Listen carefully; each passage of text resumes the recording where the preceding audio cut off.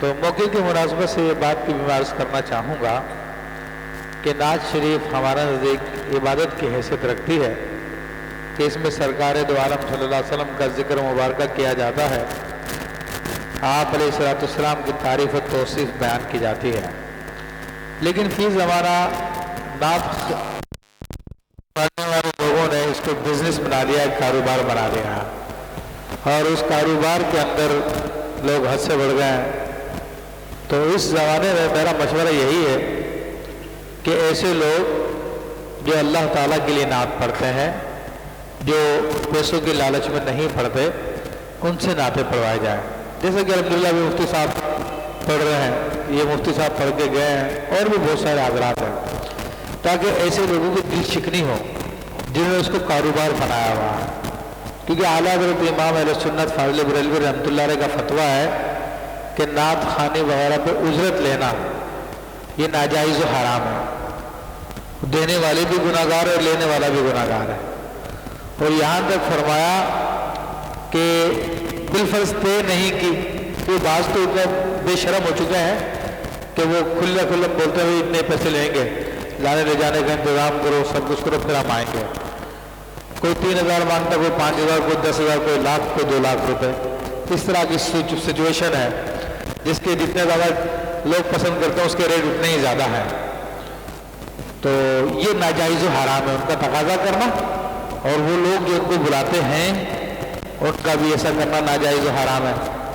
یہاں تک اعلیٰ حضرت رحمۃ اللہ نے لکھا کہ اگر طے کر نہیں جاتے مگر ان کو پتا ہے کہ کچھ نہ کچھ لفافہ ملے گا، تو فرماتے ہیں المعروف کالمشروط کے تحت وہ بھی ان کے لیے لینا ناجائز و حرام ہے۔ تو یہ بہت اہم مسئلہ ہے، دین کا مسئلہ ہے، تو اس لیے میں نے آپ کے سامنے کہا ایسے مخلص لوگ الحمدللہ جب موجود ہیں ہم لوگوں میں، تو یہ ٹیلی ویژنوں کی تصویریں اسکرینوں پہ گھومنے والے لوگوں کی ضرورت نہیں ہے۔ ہمیں تو سچے عاشق رسول چاہیے جو رسول اللہ صلی اللہ علیہ وسلم کی محبت میں نعت پڑھیں، تو ان لوگوں کو پروموٹ کیجیے اور ایسے لوگوں کی راہ روکیے جن لوگوں کو نعت کو ایک بزنس بنا لیا ہے۔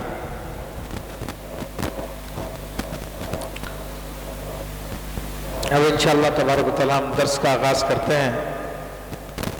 اعوذ باللہ من الشیطان الرجیم، بسم اللہ الرحمن الرحیم، الحمدللہ رب العالمین، والصلاة والسلام علی سید الانبیاء والمرسلین وعلی آلہ واصحابہ واہل بیتہ وذریاتہ اجمعین والعاقبۃ للمتقین۔ قال اللہ تبارک و تعالی فی کلامہ المجید والفرقان الحمید،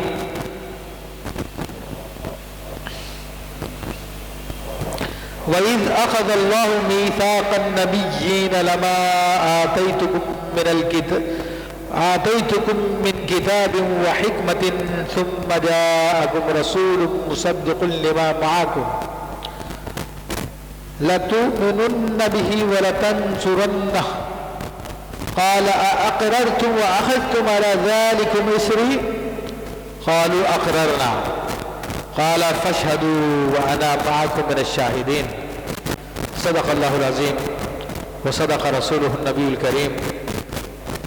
مولا صلی وسلم دائما ابدا علی حبیبک خیر الخلق کلہم۔ معزز حاضرین کرام، میں نے آپ کے سامنے سورہ آل عمران کی آیت نمبر 81 کی تلاوت کی ہے۔ یہ 9 رکوع کی ابتدا ہے، اور انشاءاللہ ہم آیت نمبر 81 سے لے کر آیت نمبر 91 تک گفتگو کریں گے، اس کی مختصر تفسیر آپ کے سامنے پیش کریں گے، اور آج انشاءاللہ تبارک و تعالی ہمارا تیسرا پارہ مکمل ہو جائے گا۔ سورہ آل عمران جاری ہے، پھر چوتھے پارے میں بھی سورہ آل عمران ہے، انشاءاللہ تبارک و تعالی وہ جب موقع آئے گا تو اس کی تفسیر بیان کی جائے گی۔ تو آج جو آیت طیبہ میں نے آپ کے سامنے تلاوت کی، اس میں اللہ جل شانہ نے اپنے حبیب علیہ السلام کی بڑی عظیم شان بیان کی ہے۔ نبی علیہ السلام کا وہ مقام و مرتبہ جو آپ سے پہلے نہ کسی کو حاصل ہوا تھا اور نہ کبھی ہو سکتا کسی کو، وہ اس مرتبے کو بیان کیا گیا ہے۔ آج کی آیت طیبہ میں جو گفتگو کی گئی ہے وہ اس عالم کی نہیں بلکہ اس سے پہلے جو عالم تھا اس عالم کی گفتگو کی گئی ہے۔ اللہ تعالیٰ ارشاد فرماتا ہے وَإِذْ أَخَذَ اللَّهُ، اور یاد کیجئے اس وقت کو، اللہ تبارک و تعالیٰ اپنے حبیب علیہ السلام کو یاد کروا رہا ہے۔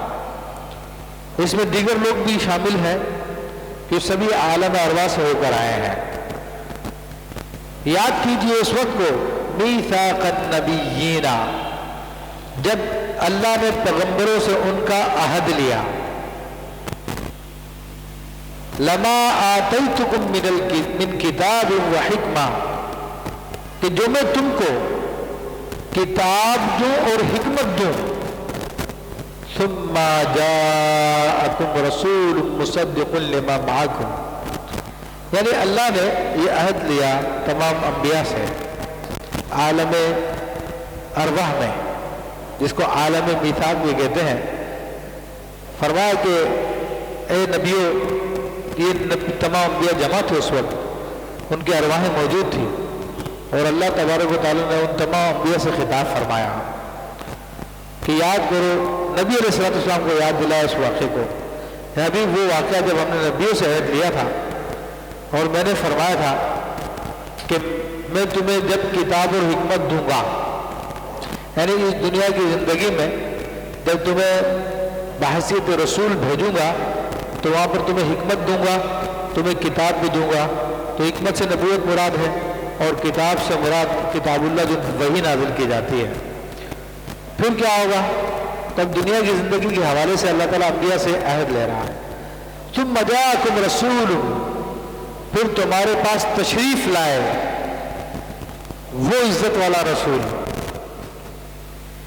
مصدق لما معکم، جو تمہاری کتابوں کی تصدیق فرمائے اور بتائے کہ تم پر جو کتابیں اللہ نے نازل کی تھی وہ سچی کتابیں ہیں، وہ اللہ کی طرف سے وحی تھی، تمہاری کتابوں کی تصدیق فرمائے۔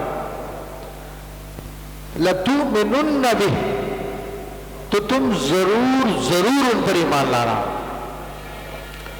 تب دیکھیے اللہ تبارک و تعالیٰ یہ عہد عالم ارواح میں لے رہا ہے۔ تھوڑی سی وضاحت میں کر دوں کہ اللہ تبارک و تعالیٰ نے جب انسانی ارواح کو پیدا فرمایا تو وہ ارواح عالم لاہوت میں تھی اس وقت، اور عالم لاہوت میں یہ عالم ارواحی تھا، کیونکہ اللہ تعالیٰ فرماتا ہے فَنَفَخْتُ فِيهِ، واحد طیب میں باقاعدہ اللہ تبارک و تعالیٰ نے ارشاد فرمایا فَنَفَخْتُ فِيهِ مِن رُوحِي، کہ میں نے اس میں اپنی روح سے پھونکا۔ اور حضور سیدنا غوث پاک رضی اللہ تعالیٰ ارشاد فرماتے ہیں کہ الانسان سر اللہ، الانسان، اللہ فرماتا حدیث قدسی بیان کرتے ہیں کہ الانسان سر وانا سر الانسان، انسان میرا راز ہے اور میں انسان کا راز ہوں۔ یہ اللہ تبارک و تعالیٰ کا فرمان ہے جو حضور سیدنا غوث پاک رحمۃ اللہ تعالیٰ علیہ نے اپنی کتاب سر الاسرار فیما یحتاج الیہ الابرار میں بیان فرمایا۔ تو اس وقت یہ ارواح عالم ارواح اس عالم تھی جو ارواح کا عالم کہلاتا ہے اور ذات خداوندی سے نہایت نزدیک تھی۔ تو اللہ تبارک و تعالیٰ نے وہاں پر 4 عہد لیے تھے، جس میں ایک عہد تو اپنی الوہیت کا تھا، اپنی توحید کا تھا، اپنی خدائی کا تھا، جو پیچھے گزر چکا ہے، جو کہ مشہور ہے الستو کے نام سے۔ الستو بربکم، کیا میں تمہارا رب نہیں ہوں؟ تمام روحوں کو جمع کر کے پوچھا تو سب نے عرض کی، قالوا بلا، ہاں کیوں نہیں ہے۔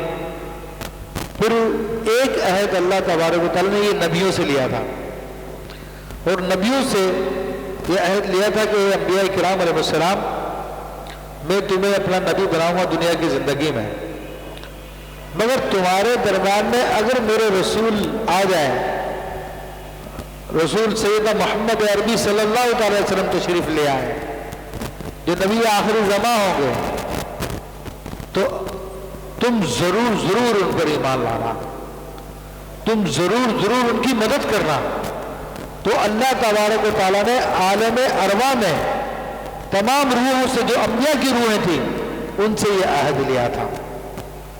پھر اس طرح ایک عہد تمام نبیوں سے تبلیغ کا لیا تھا اور ایک عہد بنی اسرائیل سے تبلیغ کا لیا تھا. تو یہ 4 عہد قرآن میں ذکر کیے گئے ہیں کیونکہ اس سے پہلے ہم نے جو زندگی گزاری ہے وہ ارواح کی زندگی ہے جس کو ہم بھولے ہوئے ہیں اور اس میں ایک طویل زمانہ گزارا ہے جن کے بارے میں حدیث شریف میں ڈیٹیل بھی ملتی ہے. نبی علیہ الصلوۃ والسلام ارشاد فرماتے ہیں الارواح جنود مجند کانت الارواح جنود مجندہ کہ روحیں لشکروں کی صورت میں تھیں. تو جن روحوں نے وہاں پر آپس میں پہچانا تو دنیا میں ان میں محبت ہوئی ہے اور وہاں پر جن لوگوں نے آپس میں نہیں پہچانا تو دنیا میں ان کی پہچان نہیں ہے. تو اس عالم کی جو پہچان تھی اس دنیا میں وہ برقرار ہے. بلکہ بعض لوگوں نے یہ بھی لکھا وہ انسان کی پہلی پیدائش تھی پھر انسان ایک دوسرے مرحلے میں داخل ہوتا ہے کہ یہ عالم ارواح سے ڈائریکٹ اس دنیا میں نہیں آیا. درمیان میں اس کا ایک برزخ ہے. وہ برزخ ماں کا پیٹ تھا. اس ماں کے پیٹ میں ایک عرصہ اس نے گزارا جہاں پر جسم اور روح کا ملاپ کیا گیا. پہلے روح ہی روح تھی پھر اس برزخ میں جسم اور روح کو ملایا گیا. پھر اس کے بعد اس دنیا میں آیا تو جسم اور روح کامل ہو کر آیا. پھر جب اس دنیا سے جائے گا تو پھر برزخ گزارے گا قبر میں. اس کے بعد جو ہے پھر عالم آخرت کی طرف منتقل ہو جائے گا. اس عالم آخرت کے بعد پھر جنت یا جہنم ٹھکانا ہے. تو بڑا طویل سفر ہے یہ سارا کا سارا سفر چل رہا ہے. یہ سارے کے سارے معاملات چل رہے ہیں. تو اللہ تبارک و تعالیٰ نے یہاں پر اس بات کو یاد دلایا کہ یاد کرو اس وقت کو جب اللہ نے نبیوں سے عہد لیا تھا کہ میں تمہیں کتاب و حکمت دوں گا پھر تمہارے پاس میرے رسول آ جائیں. اچھا کسی کو یہ کنفرم نہیں کیا یہاں پر اس آیت میں کہ کس کے زمانے میں تشریف لائیں گے وہ, لیکن سب سے عہد لے لیا. اس لیے تمام انبیاء کرام علیہ السلام جو دنیا میں آئے انہوں نے اپنی امتوں سے بھی عہد لیا تھا کہ دیکھو اگر میرے موجودگی میں یا میرے بعد سیدنا محمد عربی صلی اللہ تعالی وسلم تشریف لے آئے تو تم سب ان پہ ایمان لے آنا اور ان کی مدد کرنا ہر طرح سے. وہ اسی عہد کا نتیجہ ہے. یہاں تک کہ سیدنا عیسیٰ علیہ السلام نے واضح لفظوں میں کہا کہ میرے بعد احمد تشریف لائیں گے. تو اس لیے نبی علیہ السلام نے بھی ارشاد فرمایا کہ میں ابراہیم علیہ السلام کی دعا ہوں ربنا وبعث فیہم رسولا منہم. سورہ بقرہ پڑھ کر آئے ابراہیم علیہ السلام نے دعا کی تھی اللہ تو ان میں ایک رسول نازل فرما. اور عیسیٰ علیہ السلام نے بشارت دی تھی ہاں میں عیسیٰ علیہ السلام کی بشارت ہوں اور اپنی ماں کے ان خوابوں کی تعبیر ہوں جو میری ماں نے دیکھے تھے. ہوئی پہلوے آمنہ سے ہوئیدہ دعائے خلیل و نبید مسیحا. تو یہ سرکار دو عالم صلی اللہ علیہ وسلم کے لیے سارے کے سارے معاملات سجائے گئے. سارا کا سارا جگ ان کے لیے بسایا گیا کیونکہ آپ کی حیثیت دلہا کسی ہے اور تمام انبیاء کی حیثیت باراتی کسی ہے. تو آپ کے لیے سارا کا سارا جگ سجایا گیا. نبیوں کو نبوت کیوں دی جا رہی ہے؟ آپ کی وجہ سے دی جا رہی ہے کہ وہ آپ کا اقرار کریں گے.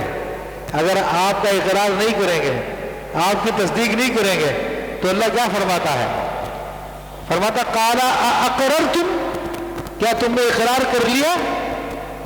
تمام انبیاء سے پوچھتا ہے اللہ تعالیٰ واخذتم علی ذلکم مصری اور کیا تم نے میرا بھاری ذمہ لے لیا؟ اب دیکھیے کتنی تاکیدیں آ رہی ہیں. پہلے فرمایا لَتُؤْمِنُنَّ بِهِ تم ضرور ضرور ایمان لاؤ گے کہ لام تاکید ہے پھر نون ثقیلہ تاکید ہے. یہ دو تاکیدیں ہوگی. وَلَتَنْصُرُنَّ دو تاکیدیں یہاں پر آ گئی ہے لام تاکید اور نون ثقیلہ تم ضرور ضرور ان کی مدد کرنا. پھر تیسری تاکید قَالَ أَأَقْرَرْتُمْ دو تاکیدیں وہ دو تاکیدیں وہ چار پھر یہ پانچویں تاکید. اللہ انبیاء سے فرما رہا کیا تم نے اقرار کر لیا؟ اب چھٹی تاکید وَأَخَذْتُمْ عَلَى ذَلِكُمْ إِصْرِي، اور تم نے میرا بھاری ذمہ لے لیا اس بات پہ۔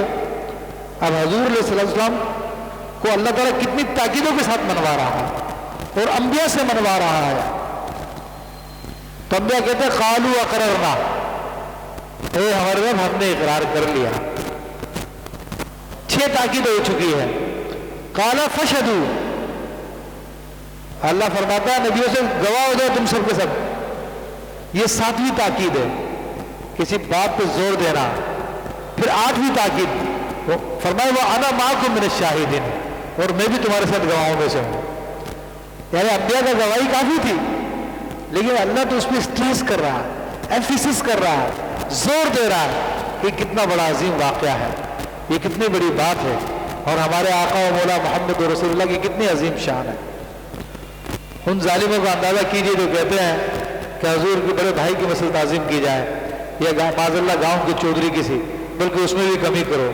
وہ کس قدر مردود لوگ ہیں، کس قدر قرآن سے دور ہیں، کس قدر دین سے دور ہے وہ لوگ، کہ حضور علیہ السلام کو اپنے برابر بھی مرتبہ دینے کے لیے تیار نہیں ہے، معاذ اللہ ثم معاذ اللہ۔ اور یہاں پر رب کریم کی شان دیکھو کہ اپنے حبیب علیہ السلام کے لیے اپنے آخری لافانی کتاب میں اس نے آیتیں نازل فرمائی، اور ایک ہی آیت میں کتنی تاکیدیں لی۔ اب یہ 8 تاکیدیں ہو چکی ہے، اب مزید ایک تاکید آ رہی ہے۔ فمن تولی بعد ذلک، ہاں تو جو کوئی بھی اس سے پھرا، یہ جو عہد کیا ہے، جو کوئی بھی اس سے پھرے گا، فاولئک هم الفاسقون، تو وہی لوگ فاسق ہیں، یعنی وہی لوگ کافر ہیں۔ یہ اللہ تبارک و تعالیٰ انبیاء کرام علیہ السلام کو تاکید فرما رہا ہے۔ تو بھاری بھاری 9 تاکیدیں اس کلام میں موجود ہیں۔ تو حضور علیہ السلام کی شان مبارکہ کا اندازہ کر لیجیے کہ اللہ تبارک و تعالیٰ کے یہاں پر آپ کا کیا مقام ہے، کیا مرتبہ ہے۔ اور پھر اس آیت طیبہ سے یہ بھی پتہ چل گیا کہ تمام انبیاء کی نبوت حضور کے طفیل ہے، کیونکہ اللہ فرما رہا ہے کہ پھر جو پھر گیا تو وہ کافروں میں سے ہے۔ تو پتہ چلا کہ تمام انبیاء کی نبوتیں برقرار اسی وقت ہیں جب وہ رسول اللہ صلی اللہ علیہ وسلم کا اقرار کرتے رہے۔ تو تمام انبیاء نبی ہیں، مگر رسول اللہ صلی اللہ علیہ وسلم نبی الانبیاء ہیں، آپ نبیوں کے بھی نبی ہیں، کیونکہ آپ علیہ السلام پر ایمان لانا تمام نبیوں کے لیے واجب ہوا۔ اور جس طرح آپ علیہ السلام تمام نبیوں سے افضل ہے، اسی طرح آپ علیہ السلام کی امت بھی تمام امتوں پہ افضل ہے۔ جس طرح نبی علیہ السلام خاتم الانبیاء ہیں، تمام نبیوں کے آخری نبی ہیں کہ آپ کے بعد کوئی نبی نہیں ہے، اسی طرح آپ علیہ السلام کی امت بھی خاتم الامم ہے کہ اس امت کے بعد کوئی اور امت نہیں آنی ہے۔ تو اس آیت طیبہ بڑی شان کا بیان ہے اور اہل دل کے لیے بڑے خوشی کا سامان ہے، اور جن کے دلوں میں بغض ہے ان کی بیماری اس آیت طیبہ کو پڑھ کے اور زیادہ ہو جائے گی۔ تو بہرحال یہاں پر اہل کتاب کے سامنے اس بات کو بیان کروایا گیا۔ پھر اللہ فرماتا ہے اَفَغَيْرَ دِينِ اللَّهِ يَبْغُونَ وَلَهُ أَسْلَمَ مَنْ فِي السَّمَاوَاتِ وَالْأَرْضِ طَوْعًا وَكَرْهًا وَإِلَيْهِ يُرْجَعُونَ۔ تو کیا اللہ کے دین کے سوا اور دین چاہتے ہو؟ اب یہ خطاب یہود و نصارہ سے ہے، کیونکہ یہود و نصارہ نبی علیہ السلام کے دین کو ماننے کے لیے تیار نہیں تھے۔ تو اللہ تبارک و تعالیٰ نے فرمایا، اس آیت میں یہ اشارہ فرمایا اس بات کی طرف کہ جو محمد رسول اللہ صلی اللہ علیہ وسلم کا دین ہے وہ اللہ ہی کا نازل کردہ ہے، اور وہی اللہ کے نزدیک پسندیدہ ہے۔ پیچھے آ گئی وہ آیت ان الدین عند اللہ الاسلام، اللہ کا نزدیک دین تو اسلام ہی ہے۔ تو یہود و نصارہ تم ان کو ماننے کے لیے تیار نہیں ہو رہے، کیا تم اللہ کے دین کے علاوہ کوئی اور دین چاہتے ہو؟ تو یہود و نصارہ سے بھی خطاب ہے، اور ہمارے جو نام کے مسلمان اور حقیقت میں یہود و نصارہ کے ایجنٹ ہیں، جو میڈیا ہمارا یہ سارا کا سارا شیطان کا ایجنٹ ہے، یہود و نصارہ کا ایجنٹ ہے۔ کل 7 ستمبر تھا، کتنے ٹیلی ویژن چینلز نے اس دن کو باقاعدگی کے ساتھ دکھایا، اس کی اہمیت کو بیان کیا۔ یہ سارے کے سارے یہود و نصارہ کے ایجنٹ ہیں. ان کے خبروں میں بالی ووڈ اور ہالی ووڈ کی نئی فلمیں ریلیز ہوتی ہیں وہ بیان ہوں گی، مگر جس بات کا تعلق محمد رسول اللہ سے ہے وہ ان کے دل پہ بڑی بھاری بن جاتی ہے. تو یہ سارے کے سارے ایجنٹ ہیں ہمارے میڈیا والے، سوائے اللہ ماشاء اللہ ایک آدھ کی کوئی یہ دین دکھاتے ہیں، آپ کو بیوقوف بناتے ہیں، اس میں بھی ان کو پیسے کی کمائی کرنی ہوتی ہے. یہ بس سمجھ لیا کہ جناب وہ ہمارے لوگ ہیں، ان کو جہاں سے پیسہ ملے وہاں سے پیسہ لیتے ہیں اور پھر اس میں بھی یہود و نصارہ کے خوش کرنے والا کام کرتے ہیں کہ یہود و نصارہ ہم سے راضی ہو جائے، وہ ہم سے خوش ہو جائے. تو وہ اسلام کی خادم نہیں ہے، یہ اسلام کی خدمت گار نہیں ہے. ہاں بسنت ہو، کوئی کھیل ہو، کوئی کود ہو، کوئی میچ ہو تو پوری رات ٹیلی ویژن لگا کے رکھیں گے. لیکن رسول اللہ کی ختم نبوت کا دن گزرا تو قادیانیوں کے خلاف ان کو بولتے ہوئے ان کی زبانوں میں کانٹے لگ جاتے ہیں، کیونکہ انہی کا پیسہ کھاتے ہیں یہ لوگ. تو ان کے ایجنٹ ہیں یہ لوگ، ہمارا میڈیا اور دیگر چیزیں. تو یہ لوگ بھی اسی دین کو چاہتے ہیں، انہی کی طرف بھی اشارہ ہے. کیا تم اللہ کے دین کے علاوہ کوئی اور دین کو تم چاہتے ہو؟ لیکن ایسا ہو نہیں سکتا، نافذ اللہ کا دین ہی ہو رہا ہے. فرماتے ہیں وَلَهُ أَسْلَمَ مَنْ فِي السَّمَاوَاتِ وَالْأَرْضِ، اسی کے حضور گردن رکھے ہوئے ہیں جو بھی زمین و آسمان میں ہے. کیا مراد ہے؟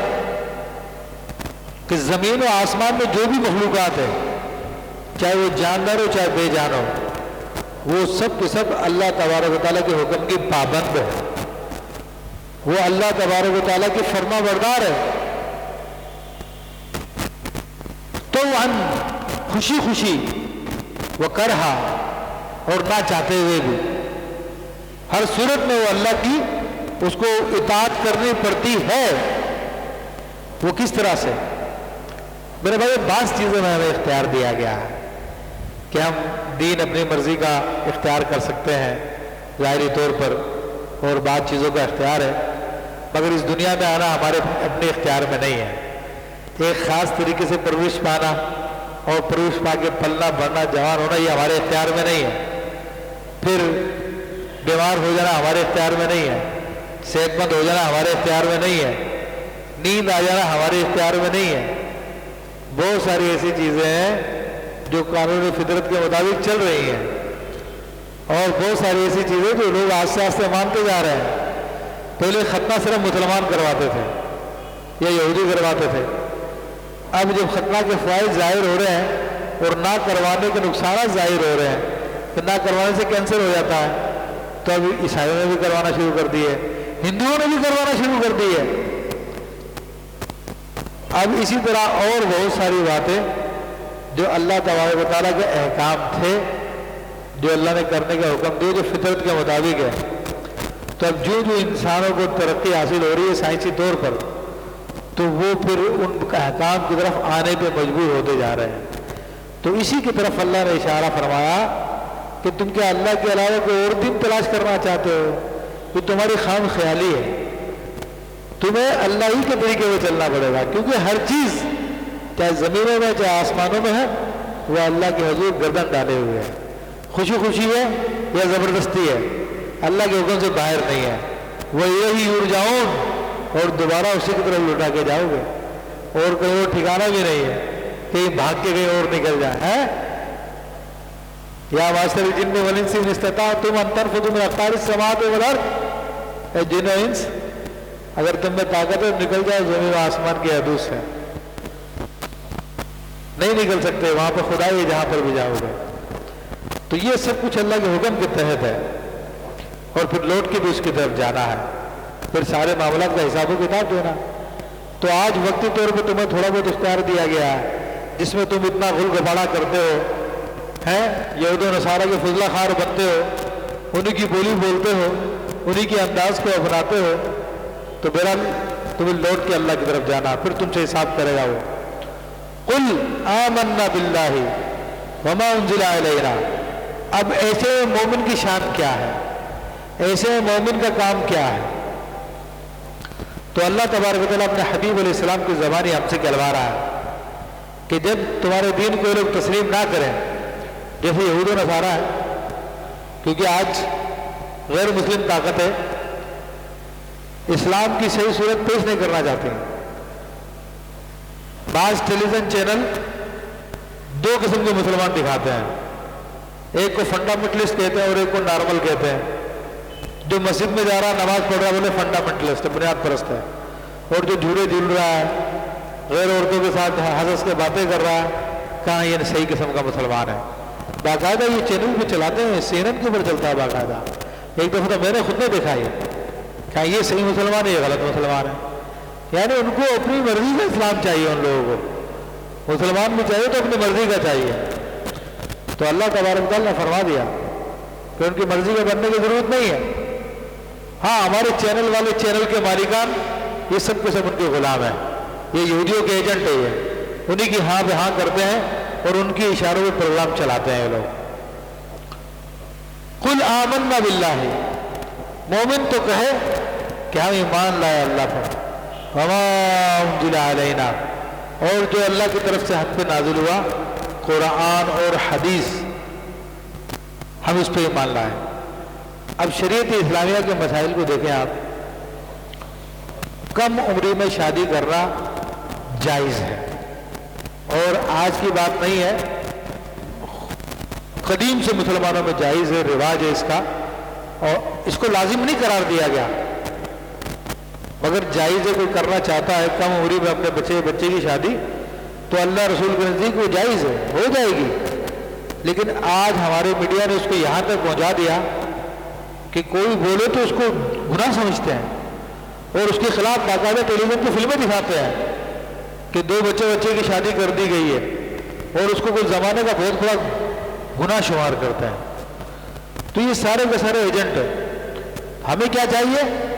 ہمیں چاہیے کہ قل آمنا باللہ، ہم کہیں ان کو کہ ہم ایمان لائے اللہ پہ، وما انزل علینا، اور جو ہم پر نازل کیا گیا ہے قرآن و حدیث کی صورت میں اس پہ ایمان لائے، وما انزل علی ابراہیم، اور جو ابراہیم علیہ السلام پہ نازل کیا گیا، واسماعیل واسحاق ویعقوب والاسباط، جو اسماعیل علیہ السلام پر، اسحاق علیہ السلام پر، یعقوب علیہ السلام پر اور ان کے بیٹوں پہ جو نازل کیا گیا ان سب پر ایمان لائے، وما اوتی موسیٰ وعیسیٰ والنبیون من ربہم، اور جو کچھ موسیٰ علیہ السلام کو، عیسیٰ علیہ السلام کو اور نبیوں کو اپنے رب کی طرف سے ملا، ان سب پر ہمارا ایمان ہے۔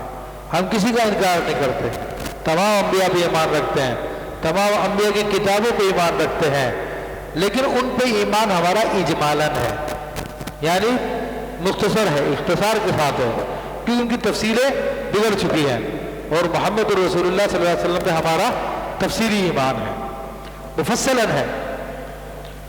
لا نفرق بین احد منہم، نبی ہونے کے معاملے میں ہم ان میں اور ہمارے نبی علیہ السلام میں کوئی فرق نہیں کرتے، جیسے وہ اللہ کے نبی ہے ویسے یہ اللہ کے نبی ہے۔ ہاں، ان کے درجات میں فرق ہے اور دوسری اعتبارات سے ہے۔ نفس نبوت میں کوئی نبی اونچا نیچا نہیں ہے، سارے نبی ہونے میں برابر ہے، لیکن حضور علیہ السلام بعض اوصاف میں زیادہ ہے، جیسے کہ آپ نبی الانبیاء ہیں، آپ نبیوں کو بھی آپ تعلیم دیا کرتے تھے آپ کی روح مبارکہ، تو اس اعتبار سے دیگر اسباب سے پھر فضیلتیں ہیں۔ اور اسی طرح قرآن وحی الہی ہونے میں قرآن، تورات، زبور، انجیل، ان میں کوئی فرق نہیں ہے، وہ بھی کلام الہی ہے، یہ بھی کلام الہی ہے۔ ہاں، قرآن کو فضیلت دیگر اعتبارات سے ہے، وحی ہونے کے اعتبار سے فضیلت سب کو برابر ہے۔ تو فرمایا کہ لا نفرق بین احد منہم، ان میں سے ہم کسی میں فرق نہیں کرتے، ونحن لہ مسلمون، اور ہم ان کو تو سب کو تسلیم کرتے ہیں۔ پھر اللہ مزید فرماتا ہے وَمَن يَبْتَغِي غَيْرَ الْإِسْلَامَ دِينًا، اور جو کوئی بھی اسلام کے علاوہ کوئی اور دین چاہتا ہے۔ پہلے کیا فرمایا؟ اَفَغَيْرَ دِينِ اللَّهِ يَبْغُونَ، کیا تم اللہ کے دین کے علاوہ کوئی اور دین چاہتے ہو؟ اب کیا فرما رہا؟ کیا تم اسلام کے علاوہ کوئی اور دین چاہتے ہو؟ تو واضح لفظ میں اللہ تعالیٰ فرما رہا ہے فَلَن يُقْبَلَ مِنْهُ، اس سے ہرگز قبول نہیں کیا جائے گا۔ اگر دین اللہ کا چاہتے ہو تو کوئی اسلام کو ماننا پڑے گا، اور تم اپنے طور پر نئی نئی باتیں ایڈ کر رہے ہو کہ جناب یہ بات غلط ہے اور یہ بات صحیح ہے، تو وہ اللہ کے دین کے علاوہ کوئی اور دین چاہنا ہے، کوئی اور دین کو پسند کرنا ہے۔ ناچ گانا ان ٹیلی ویژن والوں کی ایمان کا حصہ ہو چکا ہے کہ اس کے بغیر ان کا ٹیلی ویژن چلتا نہیں ہے۔ غیر مسلموں کو اپنا آقا بنایا ہوا، ان کے اداکاروں کو اپنا آئیڈیل بنایا ہوا، اور دلچسپ بات یہ ہے یہ مسلمانوں کا ملک ہے، اسلام کے نام پہ حاصل کیا گیا، اور یہ جتنے بھی ٹیلی ویژن کے مالکان یہ سب کہیں کہ ہم مسلمان ہیں، لیکن عجیب مسلمانی ہے کہ رسول اللہ صلی اللہ علیہ وسلم کی تعلیمات پہ جو عمل پیرا ہے، ان کے دین کو جو پھیلا رہے وہ ان کو سخت ناپسند ہے، ان کا ذکر کرنا بھی نہیں چاہیں گے، لیکن روزہ کسی نے کسی گلوکار مرے ہوئے گلوکار کا دن نکال کے لے آئیں گے کہ آج فلاں کا دن ہے، آج فلاں اداکار مرا تھا، آج کی فلاں اس کی یہ برسی ہے، تو یہ میرے بھائی زبان سے ہمارے سامنے اقرار کرتے ہیں، مگر دل یہ شیطان کو دے چکے ہیں، دل یہ یہود و نصارہ کو دے چکے ہیں، صرف زبانی اقرار ہمارے سامنے ہے کہ نہیں ہم مسلمان ہیں، ورنہ یہ اسلام کی مبلغ بنتے، شیطان کی مبلغ کیوں بنے ہوئے ہیں؟ تو میرے بھائی عقل سے کام لو، سمجھو، غور کرو۔ تو یہ لوگ وہی ہیں جو اسلام کے علاوہ دین چاہتے ہیں، فلن تقبل منہم، مگر اللہ فرماتا ہے اس سے ہرگز قبول نہیں کیا جائے گا، وَهُوَ فِي الْآخِرَةِ مِنَ الْخَاسِرِينَ، اور وہ آخرت میں خسارہ اٹھانے والے لوگوں میں سے ہے۔ سمجھ گئے میرے بھائی؟ تو یہ ہمارے اینکر جو بنے ہوئے رمضان میں آ جاتے ہیں دیندار بن کر، یا غیر رمضان میں دیندار بن کر رمضان شریف میں جو ہے نعتیں پڑھنا شروع کر دیتے ہیں، دین کی باتیں کرنا شروع کر دیتے ہیں، اور رمضان گزرا تو اپنی اصلیت دکھانا شروع کر دیتے ہیں۔ کسی کا نام لینے کی حاجت نہیں، آپ سب کو جانتے ہیں، سب کے سب یہ فاسق و فاجر بدماش قسم کے لوگ ہیں۔ غیر اجنبی عورتوں کے ساتھ تعلقات رکھنا ان کی زندگی کا حصہ ہے، اس کے بغیر ان کو چین نہیں آتا۔ یہ پھر رمضان کے اندر ہمارے سامنے سارے کے سارے مسلمان بن کے آتے ہیں، اور ہم لوگ بڑے جاہل اور بیوقوف ہیں کہ ہمیں پتا ہے کہ یہ فراڈی آدمی ہے، بے ایمان آدمی ہے، مگر اسکرین کے سامنے اس کے سامنے ہاتھ باندھ کے بیٹھے ہوتے ہیں اور مسلسل دیکھ رہے ہوتے پھر رمضان میں۔ تو ہم لوگوں کو غور کرنا چاہیے۔ اللہ تعالیٰ فرما رہا ہے کہ ایسے لوگ وہ آخرت میں خسارے میں ہیں۔ کیف یہدی اللہ قوما کفروا بعد ایمانہم، اللہ تبارک و تعالیٰ کیوں کر ہدایت دے گا اس قوم کو جو ایمان لانے کے بعد کافر ہو گئے؟ اس سے کون لوگ مراد ہیں؟ اس کے بارے میں علماء نے فرمایا اس سے وہ لوگ یہود و نصارہ کے وہ لوگ مراد ہیں کہ جو نبی علیہ الصلوۃ والسلام کی آمد سے پہلے اہل مکہ کو، اہل مدینہ کو بتایا کرتے تھے کہ نبی آخری زمانہ کا زمانہ آنے والا ہے اور وہ ہمارے ساتھ ہوں گے، ہم ان کے ساتھ ہوں گے، اور ان کے ساتھ مل کے تم سے ہم جہاد کریں گے، اور رسول اللہ صلی اللہ علیہ وسلم کے آنے کی بشارتیں دیا کرتے تھے، خوشخبری دیا کرتے تھے۔ لیکن جب حضور علیہ السلام اس دنیا میں تشریف لائے اور انہوں نے دیکھا کہ یہ بنی اسرائیل میں نہیں آئے، بنی اسماعیل میں پیدا ہوئے ہیں، تو ان سب نے انکار کر دیا۔ تو اللہ تبارک و تعالیٰ انہی ظالموں کے بارے میں ارشاد فرما رہا ہے کہ اللہ تبارک و تعالیٰ کیوں کر ہدایت دے گا ان لوگوں کو جو ایمان لانے کے بعد کافر ہو گئے ہیں۔ وہ شہید اور یہ لوگ گواہی دے چکے تھے ان الرسول حق وجاءهم بالبینات وجاءهم البینات، کہ وہ رسول حق ہیں اور وہ نشانیوں کے ساتھ آئے ہیں، لیکن بعد میں لوگوں نے انکار کر دیا۔ جب انکار کر دیا تو اللہ فرما رہا واللہ لا یہدی القوم الظالمین، اب اللہ تبارک و تعالیٰ ان ظالمین کی قوم کو ہدایت نہیں دے گا یا ہدایت نہیں دیتا۔ تو اب یہ خاص بات ہے کہ اگر وہ اپنے اس کفر پہ اڑے رہیں تو ان کو ہدایت نہیں ملے گی۔ اولئک، یہ لوگ جو اپنے کفر پہ اڑے ہوئے جان بوجھ کے، جزاؤہم ان علیہم لعنت اللہ والملائکۃ والناس اجمعین، کہ ان کا بدلہ یہ ہے کہ ان پر اللہ کی لعنت ہے، فرشتوں کی لعنت ہے اور تمام آدمیوں کی لعنت ہے۔ خالدین فیہا، ہمیشہ اس میں رہیں گے۔ لا یخفف عنہم العذاب، اور ان سے عذاب ہلکا نہ ہوگا۔ ولا هم ینظرون، اور نہ ان کو مہلت دی جائے گی۔ ایسا ہوتا ہے نا کہ عذاب کسی کو دیا جا رہا ہے، آگ میں جلایا جا رہا ہے، پھر آگ ہلکی ہوگی تو اتنی دیر اس کو تھوڑا فائدہ ہو جائے گا، کچھ سکون مل جائے گا، آگ کے بھڑکانے تک اللہ فرما رہا ایسا نہیں ہوگا۔ وہاں پہ جب آگ کو لگا دی گئی تو اس میں اضافہ تو ہوگا، کمی نہیں ہوگی۔ لا یخفف عنہم العذاب، ان سے عذاب میں کمی نہیں ہوگی اور نہ ہی ان کو مہلت دی جائے گی۔ تو یہ ان لوگوں کا انجام ہے جو لوگ جانتے بوجھتے کفر کی تائید کر رہے ہیں، کفر پہ اڑے ہوئے ہیں۔ اس میں یہود و نصارہ تو خاص طور پر ہے، کیونکہ ان کو پتا ہے کہ محمد رسول اللہ صلی اللہ علیہ وسلم، آپ کا دین، آپ کی کتاب، یہ سب سچی ہے۔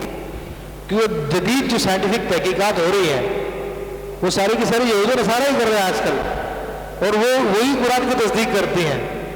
اس کو جاننے کے باوجود وہ لوگ پھر بھی ایمان نہیں لاتے، تو اس لیے ان کے لیے خاص طور پر اللہ نے فرمایا۔ لیکن اس کے اندر وہ لوگ بھی شامل ہیں جو مسلمان کہلاتے ہیں اور کہتے ہیں مسلمان ہیں، لیکن در پردہ کفر کو پروموٹ کرتے ہیں، کفر کو پروموٹ کرتے ہیں اور کفر کو بڑھاتے ہیں، کفر کی تبلیغ کرتے ہیں، جیسا کہ ہمارا میڈیا یہ کام کر رہا ہے۔ صبح و شام اس کا یہی کام ہے کہ اس کفر کی گناہ کی تبلیغ کرنا۔ تو اس میں یہ لوگ بھی شامل ہیں۔ یہ ان کا عمل، ان کا انٹرسٹ، یہ سب چیزیں بتا رہی ہیں کہ ان لوگوں کو اسلام سے کوئی دلچسپی نہیں ہے، بلکہ ان کو موقع ملے تو یہ بہت آگے بڑھ جائیں لوگ، لیکن کچھ ڈنڈے ان کے اوپر، کچھ رکاوٹیں ہیں، کچھ طاقتیں ان کے سامنے آ رہے ہیں، اس لیے یہ لوگ نہیں کر پاتے۔ ورنہ ہمارا ایک چینل تو پورا انڈیا کو سپورٹ کر رہا تھا، پورا پاکستانی فوج کو اردو الزام ٹھہرا رہا تھا۔ تو ان کے معاملات تو ایسے ہیں۔ تو میرے بھائیوں، یہ لوگ کفر کے ایجنٹ ہیں جو کفر کو پروموٹ کر رہے ہیں۔ اور اللہ فرماتا المرء مع من احب، آدمی کا حشر بروز قیامت انہی کے ساتھ ہوگا جن سے وہ محبت کرتا ہے۔ تو آپ چلے جاؤ، ہمارے پاس چینل جیسے ہیں جن میں تربیت کے لیے بھی انڈیا سے بلائے جاتے ہیں لوگ، کہ وہاں کی فلم انڈسٹری کے لوگ آ کے ان کے نیوز اینکر کو بھی تربیت کرتے ہیں کہ تمہیں اس طرح بولنا اور یہ کپڑے پہنے اور یہ اسٹائل اپنانا۔ باقاعدہ چلنے پھرنے کے آداب بتاتے ہیں، نہیں شریف آدمی کی طرح مت چلو، اس طرح سے اکڑ کے چلو۔ پوری کہانی ہے یہ ساری کی ساری جو ہمارے ملک میں ہو رہی ہے۔ تو بہرحال ہمارا کام تو نشاندہی کرنا۔ اللہ تعالیٰ فرماتا ہے کہ ان لوگوں کے لیے بڑا دردناک عذاب ہے اور ہمیشہ لعنت میں رہیں گے۔ ہاں کوئی بچنا چاہتا ہے تو اس کے لیے توبہ کرنی پڑے گی۔ فرمایا کہ الا الذین تابوا من بعد ذلک واصلحوا، ہاں جو سوائے ان لوگوں کے جو یہ کفر کرنے کے بعد توبہ کر لیں اور اپنا آپ کو سنبھال لیں۔ فإن اللہ غفور رحیم، تو اللہ تبارک و تعالیٰ بخشنے والا اور مہربان ہے۔ تو یہاں پر اللہ تبارک و تعالیٰ نے توبہ کی اہمیت کو بیان کر دیا ہے کہ اللہ کے یہاں پہ توبہ کی کتنی اہمیت ہے اور کتنا مقام حاصل ہے۔ کہ اللہ تبارک و تعالیٰ نے فرمایا کہ جو لوگ کفر کرتے رہے ہیں، اسلام کی مخالفت کرتے رہے ہیں، گناہوں پہ گناہ کرتے رہے ہیں، لیکن وہ لوگ اپنے کفر سے باز آ جائیں اور توبہ کر لیں، اپنے گناہوں کو چھوڑ دیں، تو اللہ تبارک و تعالیٰ توبہ قبول کرنے والا ہے۔ اور میرے بھائیوں، توبہ کرنا کیا ہے؟ توبہ کرنا رجوع کرنا ہے۔ کہ توبہ کا لغوی معنی ہی رجوع کرنا ہے، لوٹنا ہے۔ کہاں پہ لوٹنا ہے؟ کدھر کو لوٹنا ہے؟ اپنے رب کی طرف لوٹنا ہے، اسی حالت کی طرف لوٹنا ہے کہ جو عالم ارواح میں حالت تھی جب ہم نے اقرار کیا تھا کہاں تو ہمارا رب ہے، اسی قرب کی حالت میں لوٹنا ہے۔ تو انسان جو مسلسل توبہ کرتا رہتا ہے تو اس کے گناہ معاف ہوتے رہتے ہیں. اللہ تبارک و تعالیٰ رات میں ندا فرماتا ہے کہ ہے کوئی گناہوں کی بخشش چاہنے والا تو صبح ہونے سے پہلے پہلے اس کے گناہ بخش دیے جاتے ہیں. صبح میں ہاتھ پھیلاتا ہے, صبح میں ندا فرماتا ہے کوئی گناہ کی بخشش چاہنے والا تو رات ہونے سے پہلے پہلے اس کے گناہ معاف کر دیے جاتے ہیں. تو گناہ انسان سے ہو سکتے ہیں لیکن توبہ کرے وہ. نبی کریم صلی اللہ تعالی وسلم ارشاد فرماتے ہیں اے لوگو اگر تم توبہ نہیں کرتے تو اللہ تبارک و تعالیٰ تمہیں مٹا کر ایسی قوم لے آئے گا جو گناہ کریں گے اور توبہ کریں گے. تو اللہ کو توبہ پسند ہے. کوئی گناہ ہو یا نہ ہو توبہ ضرور کرتے رہنے چاہیے. اور یہ سمجھنا کہ کوئی میرے میں کوئی گناہ کیا ہی نہیں ہے یہ ہمارا بڑا دھوکہ ہے. ہم سر کا پیر گناہوں میں جگڑے ہوئے ہیں. ہاں معصوم ذات تو اللہ کے رسول صلی اللہ علیہ وسلم کی ہے. آپ معصوم ہیں جن کی عصمت کی گواہی اللہ دیتا ہے. وہ بھی فرماتے ہیں کہ میں ایک دن میں 70 مرتبہ توبہ کرتا ہوں. وہ بھی فرماتے ہیں کہ میں ایک دن میں 100 مرتبہ توبہ کرتا ہوں. تو جو معصوم سید المعصومین ہیں وہ اتنی مرتبہ توبہ کریں اور ہم گناہوں میں لتھڑے ہوئے ہیں. ہمارا بال بال گناہوں میں جھگڑا ہوا ہے اور ہمیں اپنے گناہ نہ کرنا ہے. تو غفلتوں کا اندازہ کیجئے کس قدر غفلتوں میں ہم چلے گئے ہیں. بہرحال اللہ تعالیٰ توبہ کی دعوت دے رہا ہے. توبہ کی بڑی فضیلت ہے, بڑا تقرب حاصل ہوتا ہے. تو اللہ تبارک و تعالیٰ ان کافروں کو معاف فرما سکتا ہے. تو ہم تو اس کے ماننے والے ہیں, اس کے نام لیوا ہیں. تو ہمارے گناہ کو ضرور معاف فرمائے گا اگر ہم سچے دل سے توبہ کریں. فرمایا کہ ان الذین کفروا بعد ایمانہم ثم ازدادوا کفرا. اچھا پھر یہ جو آیت ہے پیچھے آ رہی تھی اس کے بارے میں ایک اور شان نزول بھی میرے ذہن میں آیا کہ حارث بن سوید ایک صحابی تھے مدینہ شریف میں. یہ اور بعض دیگر لوگ ابتدائی اسلام میں مرتد ہو گئے تھے اور یہودیوں کے ساتھ جا کے مل گئے تھے. تو انہوں نے پھر حضرت حارث نے پیغام بھجوایا رسول اللہ صلی اللہ علیہ وسلم کو کہ کیا اگر میں توبہ کر لوں تو میری توبہ قبول ہو جائے گی. تو اللہ تعالیٰ نے پھر یہ آیت نازل فرمائی الا الذین تابوا من بعد ذلک فاصلحوا. ہاں جو لوگ توبہ کر رہے ہیں اور اپنی اصلاح کر رہے ہیں تو اللہ پھر غفور رحیم ہے. تو حارث بن سوید پھر لوٹ آئے تھے اور وہ توبہ کر کے پکے مسلمان ہو گئے تھے. تو یہ اس کے اعتبار سے بھی ہے. پھر اللہ فرماتا ہے کہ ان الذین کفروا بعد ایمانہم, جو لوگ ایمان لانے کے بعد کافر ہو گئے ہیں ثم ازدادوا کفرا, پھر ان کے کفر میں اور اضافہ ہو گیا. اب یہ کون لوگ ہیں کہ پہلے ایمان لائے تھے پھر کافر ہوئے پھر کفر میں اضافہ ہو گیا. تو اس سے مراد یہودی ہیں. موسیٰ علیہ السلام پہ ایمان لائے, عیسیٰ علیہ السلام کا انکار کر کے کافر ہوئے, پھر محمد رسول اللہ کا انکار کر کے اور کفر میں اضافہ کر لیا. سمجھ رہے آپ؟ تو یہ وہ لوگ ہیں. یا اس سے مراد وہ بھی ہو سکتے ہیں کہ پہلے مسلمانوں کے گھروں میں پیدا ہوئے, کلمہ پڑھا, مسلمان ہوئے, پھر جب دنیا کی چمک پڑی یہود و نصارہ کی ایجنٹی میں بڑا فائدہ نظر آیا تو دل ان کو دے بیٹھے, یہاں پہ مرافقت کے طور پہ کلمہ پڑھتے رہے کہ آج ہم میں سے جو بھی بھاگتا ہے وہ وہیں پہ جاتا ہے, مکہ مدینہ نہیں جاتا جان بچانے کے لیے, ایمان بچانے کے لیے. چلو یہاں سے نکل مکہ شریف چلا جائے, مدینہ شریف چلا جائے. سمجھ رہے ہیں؟ اور نواز شریف تو گیا تھا, وہ اس لیے گیا تھا اس کو پناہ وہیں پہ ملی تھی, ورنہ اس کا باپ بھی مرا وہاں پہ تھا. اس نے کہا وصیت یہ کی تھی مجھے پاکستان میں دفن کرنا, تو مدینہ منورہ سے اس کی لاش پاکستان آئی تھی. اتنا بدنصیب آدمی ہے کہ لوگ تو یہاں پہ رہ کے تمنا کرتے ہیں کہ مدینہ منورہ میں دفن ہو جائے, وہ وہاں پر رہ کے وصیت کر کے گیا تھا مجھے پاکستان دفنانا. تو وہ مجبوری میں گیا تھا نواز شریف وہاں پہ. کو سمجھے کہ شاید بہت محبت ہے اس کو حضور صلی اللہ علیہ وسلم سے, اس لیے چلا گیا. ایسی بات نہیں ہے. ان کے بھی دل وہیں پہ لندن اور برطانیہ میں اٹکے ہوئے ہیں. اتنا بڑا شاپنگ سینٹر ہے اس کا, آپ دیکھ کے حیران رہ جائیں کہ انگلینڈ میں کسی رئیس کبیر کا بھی نہیں ہوگا اتنا بڑا شاپنگ سینٹر یہ نواز شریف کا. وہاں پر ان سب کی دولتیں وہیں پر جمع ہے. تو ظاہری طور پہ پھر مسلمان گھرانے میں پیدا ہوئے, پھر کفر کی ایجنٹی کی چمک دیکھی تو دل اس کو دے بیٹھے. لیکن جب اور زیادہ ملنے کی امید ہوئی تو اور اسلام کے خلاف کام کرنا شروع کر دیا. جیسے سلمان تاثر تھا وہ انہی کا کتا تھا, وہ انہی کے اشارے میں سب کچھ کر رہا تھا. یہ سارے حکومت اس کے ساتھ ملی ہوئی تھی, وہ سپورٹ کر رہی تھی.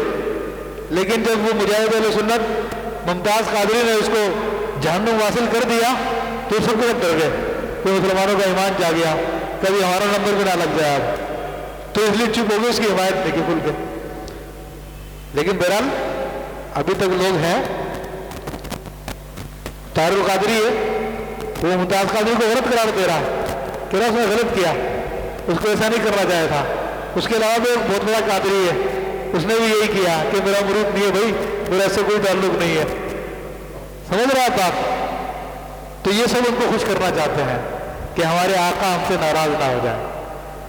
تو یہ ان کی طرف بھی اشارہ ہے کہ پہلے مسلمان ہوئے پھر کفر کیا, وہ دیکھ کے چمک, لیکن جب زیادہ ملنے کی امید ہوئی تو اور زیادہ کفر کیا.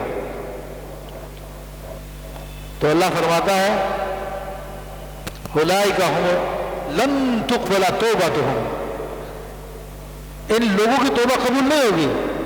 واولئک هم الضالون, اور یہی گمراہ لوگ ہیں, یہی بہکے ہوئے لوگ ہیں. تو ان کی توبہ کیوں نہیں قبول ہوگی؟ اس لیے کہ توبہ کر ہی نہیں رہے. اگر یہ اپنا کفر چھوڑ کے آ جائیں تو پھر بھی توبہ قبول ہو جائے گی. اگر یہ اپنا کفر چھوڑنے کے لیے تیار تو ہو, ان کی ایجنٹی چھوڑنے کے لیے تیار تو ہو. جیسے ہی صدر یا وزیر اعظم بنتے ہیں تو آشیرواد لینے کے لیے ان کے چرنوں میں جاتے ہیں. یہ نہیں ہے کہ مدینہ شریف حاضری دیں, مکہ شریف حاضری دیں, مگر کل شیء یرجع الی اصلہ, ہر چیز اپنے اصل کی طرف لوٹتی ہے. تو جس کی اصل مکہ مدینہ تو وہ وہاں پہ جائے گا, اور جس کی اصل امریکہ و برطانیہ وہ وہاں پہ جائے گا. تو سارا مسئلہ یہ ہے. اللہ فرماتا ہے ان الذین کفروا, جنہوں نے کفر کیا, وماتوا, اور مر گئے اسی حالت میں, وہم کفار, درانی کے کفر پہ تھے, فلن یقبل من احدہم ملء الارض ذہبا, تو ان سے ہرگز بھی, ان میں سے کسی سے بھی زمین بھر سونا بھی دے تو قبول نہیں کیا جائے گا. وَلَوِ افْتَدَىٰ بِهِ, اگرچہ اپنی خلاصی کے لیے وہ زمین بھر سونا دے دے. اس میں اس بات کی طرف بھی اشارہ ہے کہ عموماً وہ لوگ جو کفر کر رہے ہیں اور کفر پہ مر رہے ہیں, وہ دنیا کے سونے کی وجہ سے مر رہے ہیں, دنیا کے مال کی وجہ سے مر رہا ہے. کیونکہ ان کے پاس دنیا میں تھا, کبھی تو قیامت میں پیش کریں گے وہ کہ اللہ تو ہمارا مال دے دے, ہمارا سونا دے دے. ہے ایک اللہ نے مثال کے طور پہ بیان کیا, ورنہ وہاں پہ کچھ بھی نہیں ہوگا ہاتھ میں, وہاں پہ تو سبھی خالی ہوں گے.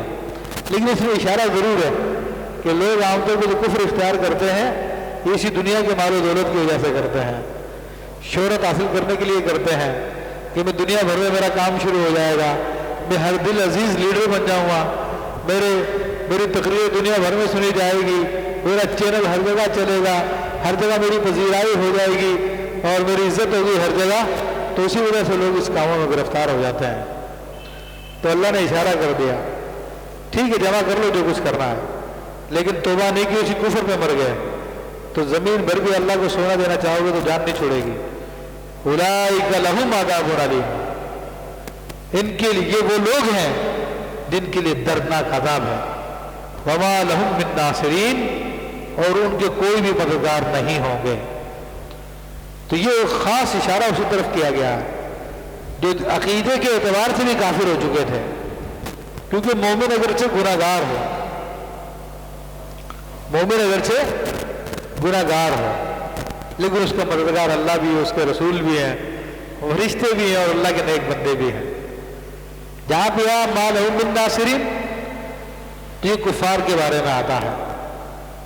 تو یہ خالص کفار کے بارے میں ہے, یا ہم میں سے وہ لوگ جو ظاہری طور پر ماحول کی وجہ سے اپنے آپ کو مسلمان کہتے ہیں, جیسے کہ وہ سلمان تاثر تھا, کہتا تو اپنے آپ کو مسلمان ہی تھا, لیکن اس کی ایک بیوی سکھ تھی, اس سے اس کا بیٹا آتش تاثیر ہے.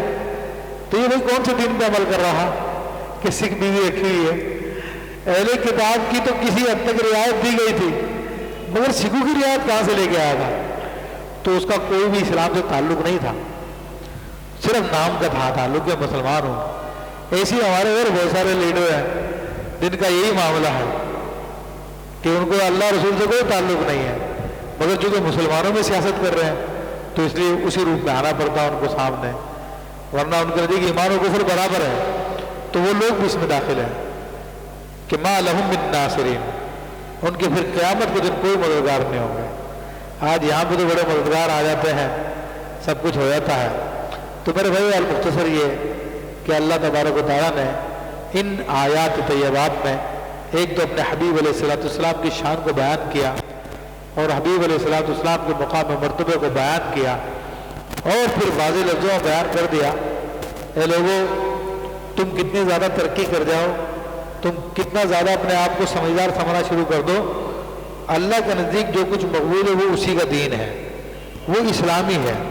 اسلام کے علاوہ اگر تم کوئی اور دین لے کے آنا چاہتے ہو تو پھر اللہ کے یہاں پہ مقبول نہیں ہے، اللہ کو یہاں پہ پسند نہیں ہے، وہ اللہ ہرگز اس کو قبول نہیں کرے گا، صرف اسلام ہی کو قبول کرے گا۔ اور اگر تم ایسا نہیں کرتے تو تمہارے لیے دردناک عذاب ہے، ایسا عذاب جس میں کبھی کمی نہیں کی جائے گی، تم ہمیشہ اللہ کی لعنت میں رہو گے، سوائے یہ کہ جو توبہ کر لیں۔ کیونکہ آج ایمان و کفر کی اہمیت ختم ہو گئی ہے، صرف نام کے لوگ زیادہ تر رہ گئے ہیں۔ اب UAE مسلمانوں کی حکومت کہلاتی ہے، مگر ابھی مندر بنانے کے لیے زمین دے دی انہوں نے، اور باقاعدہ عرب شیخ وہ بدبخت وہ بدھوں کو چڑھاوا چڑھا رہے ہیں۔ اب ہمارے سامنے ساری کی ساری صورتحال، تو یہ مسلمان ہے کیا؟ یہ